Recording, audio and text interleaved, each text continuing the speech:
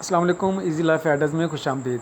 آج کی ویڈیو ایک بہت ہی مفید بوٹی جسے اردو میں دارہل کہتے ہیں، یہ ایک خاردار پہاڑی درخت ہوتا ہے جو کہ لیموں کے پیڑ کے برابر ہوتا ہے، جس کے پتے چھوٹے چھوٹے دبیز ہوتے ہیں، سبز رنگ کے، جن کے کناروں اور نوکوں پر کانٹے ہوتے ہیں۔ پھل سرخ سیاہی مائل زرچی کے مشابہ ہوتا ہے۔ رسوند اس لکڑی کا اثارہ ہوتا ہے۔ دارہل کا رنگ زرد ہوتا ہے جبکہ پھل سرخ سیاہی مائل۔ اس کا ذائقہ تلخ ہوتا ہے۔ یہ بوٹی سرد اور خشک بدرجہ اول ہوتی ہے۔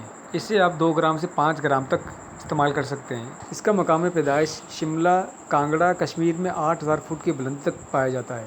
دارہل مسکن، محرک، مصفی خون اور دافع بخار ہوتی ہے۔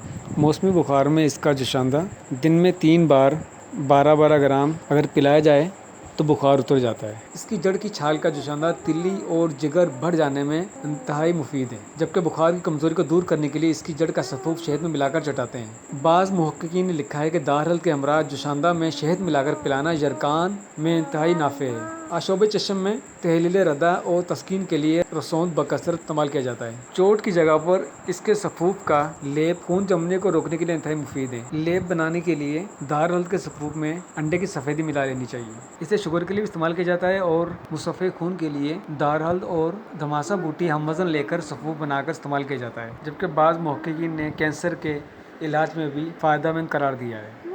تو ویورز، امید ہے آپ کو یہ ویڈیو پسند آئی ہوگی۔ ویڈیو کو لائک اور شیئر کرنا نہ بھولیے گا۔ اگلی ویڈیو میں پھر ملیں گے، اجازت دیجیے، اللہ حافظ۔